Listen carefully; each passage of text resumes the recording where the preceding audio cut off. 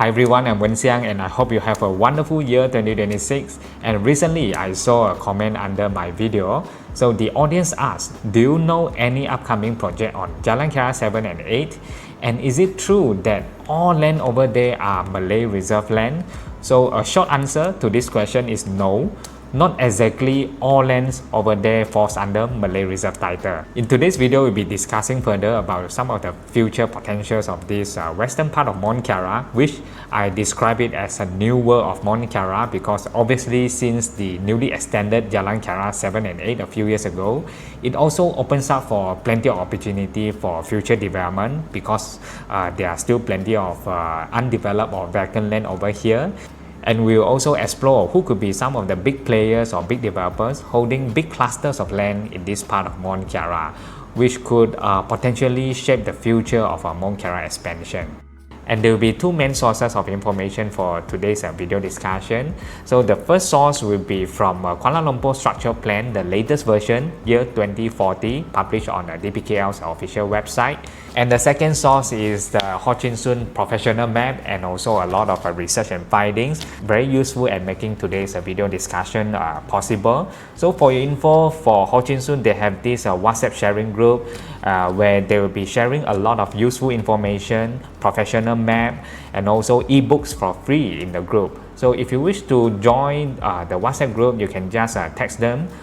Put me in. I believe the team will add you to the WhatsApp sharing group. First of all, where is the Jalan Kiara 7 and 8? Basically, they are located on the western part of Mont Kiara. So along Jalan Kiara 7, one of the landmark here is the under construction, the main Mont Kiara by Sunrise. Of course, next to it, they will have a phase 2 development as well. And if you keep going further in, you arrive at the Jalan Kiara 8, where you can see the serene Mont Kiara. This is a very beautiful villa and landed property neighborhood, newly completed, I believe, about 3 years ago, just VP, and they are sitting on a Malay Reserve Land. And if you are driving along Jalan Kiara 7 and 8, I think you can notice quite a number of different signboards indicating a land for sale, and many of them are Malay Reserve Land. So that's why a lot of people have this impression that this entire area are all Malay Reserve title. But is it true? So a bit of context for the Malay Reserve Land. The objective is to ensure that the Malays that can own lands, especially in the urban area, and it cannot be sold, leased, or even transferred to the non-Malays. Last time, more than 3 years ago, the route is only until Jalan Desa Kiara or in front of the Kiara Mas Ayuria, and it's a dead-end route. Anything beyond that were basically all forest. So you can imagine in those days, residents staying in Ayuria, they really can enjoy beautiful and stunning forest view from their balcony and windows. But unfortunately, now it's no more already. And in conjunction with the VP of Serene Mont Kiara, I think about 3 years ago, then this Jalan Kiara 7 and 8 are also opened together. And subsequently, Sunrise also launched their condominium project on Jalan Kiara 7, which is the main Mont Kiara. Alright, so we managed to find this map from Kuala Lumpur Structure Plan year 2040. So in this area, there's one Malay Reserve village called Kampong Segambut. So the Malay Reserve Land, they are being highlighted in yellow color with the red color as a borderline. So let me label some of the landmark. Like this one in the middle is Serene Mont Kiara, and this one is the main and Kiara Mas Ayuria. And of course, you can also see it is adjacent to the country height Damansara, and on the northern side is actually towards the Desa Park City already. If we talk about Jalan Kiara 7, opposite Ayuria and the main, you can see there are still many parcels of land that are not under Malay Reserve title. So I believe in the future, if any open market developers they wish to launch something here, I think this could be one of the potential area. But along the Jalan Kiara 8, I would say many of them falls under Malay Reserve Land. But if you look further north, closer to the NKV highway, there are actually still many lands that are not under Malay Reserve title. So a bigger question here is that who owns all this land? So this is the moment when the Ho Chin Soon map becomes very useful.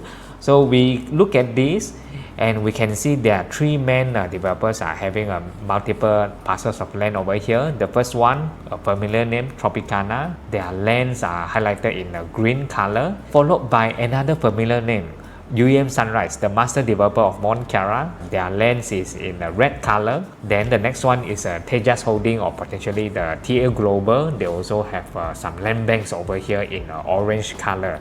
And we can observe that many of the lands are next or opposite each other, so forming a big cluster. I think this is easier for them to do their development planning. So the more land you have together, the easier for you to launch something in a bigger scale or more cohesive design as well. And many of them have been holding the lands for very long terms, for decades. For example, if you look at the old annual report of Sunrise Berhad 20 over years ago, you can already see the land has been recorded on their list of properties if you cross-check the lot number of the land over there. This indicates that the developer have been always planning for the super long term, have this long-term vision. 20 over years ago, while they are still aggressively developing the main street of Mont Kiara or Jalan Kiara 1 and 2, they already start accumulating the land bank for future development as well. And of course, for any developers to keeping many parcels of land banks will require them to have a very stable financial strength. And because either by cash is you have to park over there with the land, or even by loan you also have to service the interest or the loan repayment over the years. And of course, with this land bank activity, in the long run, it also gives this developer upper hand or advantage in the future development planning, because obviously last time the land value from last time till now has been appreciating a lot. So they have more margin to play around and come up with more competitive pricing or more competitive market offering as well. And for the land use of this western part of Mont Kiara, including the Malay Reserve Land, as we check on a DBKL, is all under brown color, meaning it's a residential land under R3. R3, according to the definition, is high density residential land. Many of the land come with a plot ratio around 3 to 3.5, which is almost the same with the established part of Mont Kiara. Many of it is around 3.5. Of course, if any specific land or any specific parcel you want to check, feel free to click one by one and check yourself on DBKL or CPS mapping system.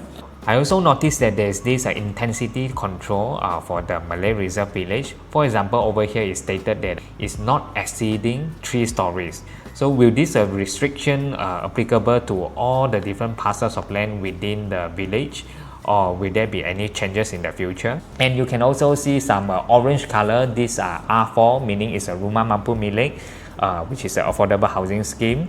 So you can see over here there are 2, and including the existing Kiara Kase also under this orange color. And then for the yellow color is a low density residential. So you can see over here there's one, and this one, a bigger one, is the existing Serene Mont Kiara.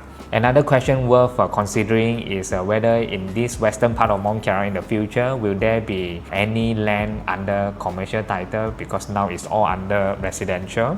Because if we look at the established part of Mont Kiara, you can see the beauty is this. Almost every 1 to 2 streets, there's one commercial hotspot. For example, in the middle, blue colors are commercial land, like the most vibrant one would be Plaza Mont Kiara, 1MK Mall, Coris, and 163 Mall, servicing the radius of Jalan Kiara and Jalan Kiara 1 and Jalan Kiara 2. At the other corner, let's say this Solaris Mont Kiara, so servicing the radius on that part will be, let's say, Sunny, Pavilion Hilltop, Kiara View, Tiffany.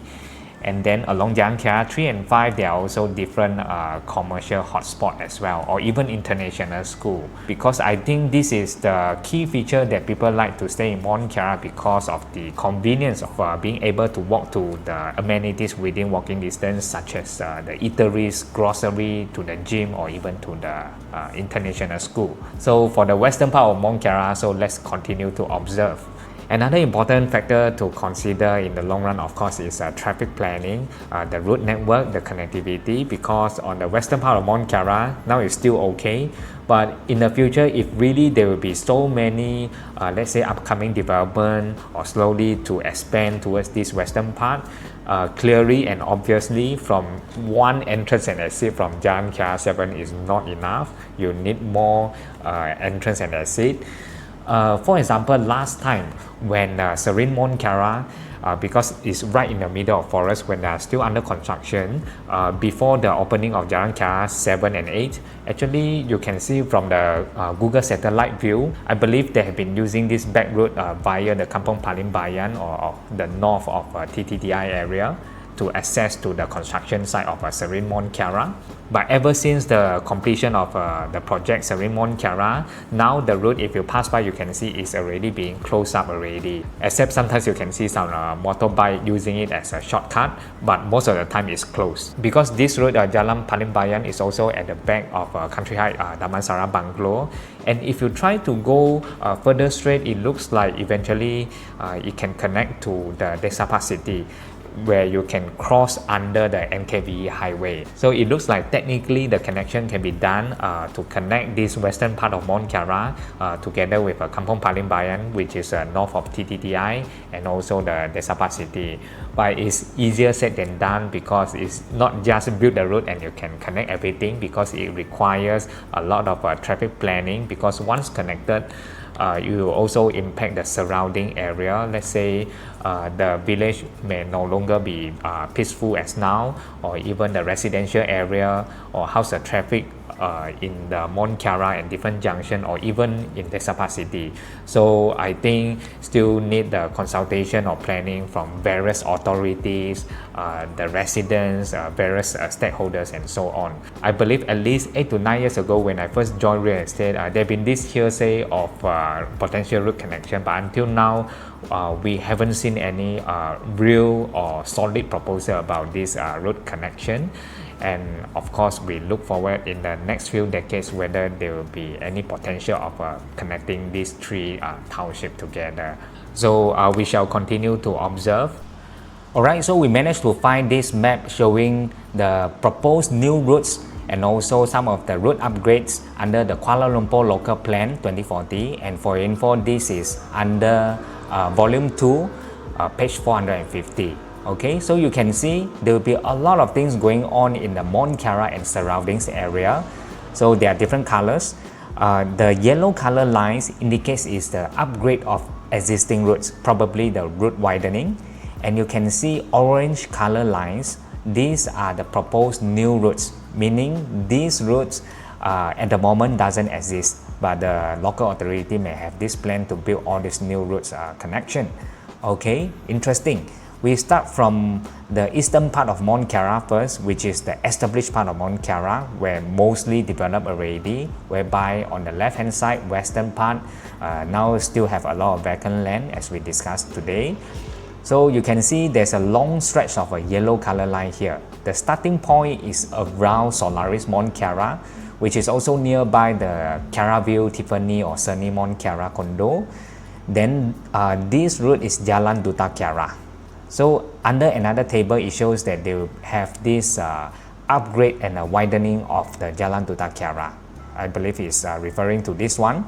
And then down the road, you'll be passing by Lumina, or even at the end the Meridian, the TWI residence. And roughly here is the Bond Estates. They are currently doing the road connection under construction to connect Jalan Duta Kiara to Jalan Kiara 3. Okay, so the end is around Kiara Kase, is roughly here, and there's no route anything beyond. But you can see there will be a proposed new route to further connect all the way from the east to the western part of Mont Kiara.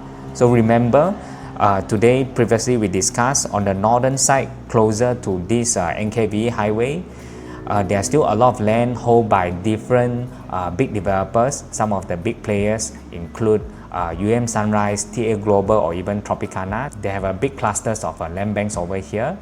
Okay, so if the road is connected, then probably it's a right timing for them to develop and launch something, because now it's still in the middle of the forest without any existing road connection.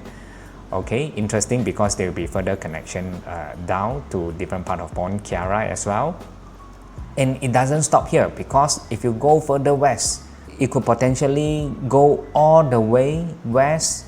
Over here is Kampong Sungai Penchala, okay, and to the borderline of KL and Selangor, because anything on the western part is let's say here is Damansara Perdana already, then here is Damansara Utama, Sri Damansara. So potentially here is very near to the LDP highway. Will it connect to the LDP highway? I'm not too sure because from here it's hard to gauge, it's a bit blur. But you can see very interesting because the V or U shape over here, yellow color line, they are going to upgrade some of the existing routes within the Kampung Sungai Penchala, and this stretch is a Jalan Palimbayan, which is a Kampung Palimbayan.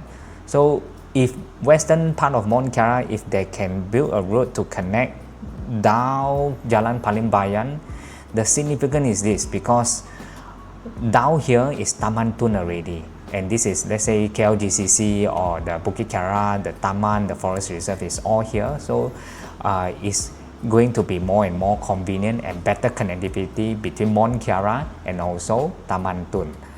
But to further north, let's say adjacent to Country High Damansara Bungalow, if you go north, here is a Desa Park City, but at the moment we don't see any proposed connection over here. So we shall continue to observe.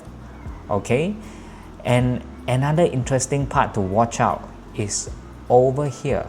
You can see there's proposed new route, okay, to connect to this green line. This one is the Penchala Link Highway, the highway that you can pass through the tunnel and to reach ttdi or even the PJ area. Okay, interesting.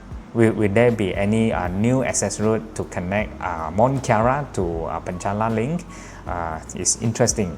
From how I look at the map, here it should be very nearby Kiaramas Hill area. Let's say near Kiaramas Sutra, Cendana, Ayubria, Kiaramas Daun, and so on is roughly here.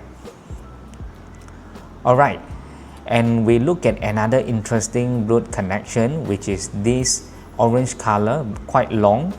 So I highly suspect, as I look at the map, I highly suspect it's Jalan Kiara 4, which is consistent with another table. It says that the widening of Jalan Segambut Dalam to Jalan Kiara 4, column Mont Kiara International School. Interesting, because Jalan Kiara 4 now is the end route, and the end is around the newly completed Elivia Mont Kiara and also the Inspirasi. So you cannot go any further. But if they build a route to connect to Jalan Segambut Dalam, then it's more convenient. Depends how you look at it, because Mont Kiara and Segambut now is highly relying on the existing Jalan Kiara 3, which certain timing can be more heavier traffic, or certain part of the route can be more narrow. Okay, so if they connect Jalan Kiara 4 as well, it's going to ease the traffic. But is it a good news? Depends how you look at it. Let's say for the residents of Mont Kiara and Dutamas as well, because over here, this is the North Kiara, include the Mirana Hill, the Papyrus, or the completed Alex residences around here, and there will be a Bukit Segambut proposed MRT station somewhere here. The good thing is better connectivity, more convenient. The potential setback will be for the residents.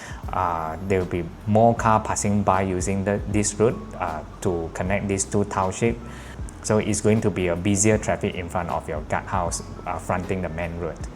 So of course on this part there are a lot of things going on between Mont Kiara and also Kiara Metropolis. So looks exciting, but we are not going to further discuss or cover into this video. Under the Kuala Lumpur structure plan, in total there are 7 villages identified as a development potential village, which include the neighboring Kampung Sungai Penchala and also Kampung Palimbayan and Kampung Segambut Dalam as well. So this opens up to the potential of infrastructure enhancement, or will there be a potential to be developed into a tourism hotspot or even the food and culinary center.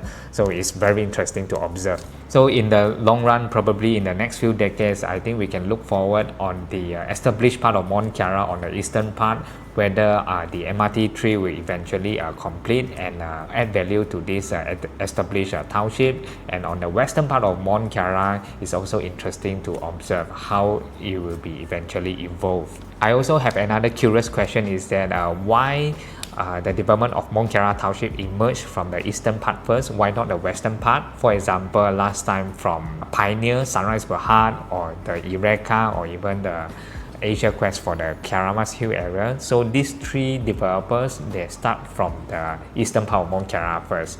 So one potential explanation to this, just my personal opinion and personal guessing, is this: when we bring up the land profile map from DBKL, you can see yellow color is more gentle slope or flatter land, whereby the red color indicates it's a higher terrain. From here you can see the more you go west, the higher and the more challenging is the land profile. Probably because of this reason, or is there any other reason that so happened they bought the land on the eastern side, or is it the road network or the connectivity?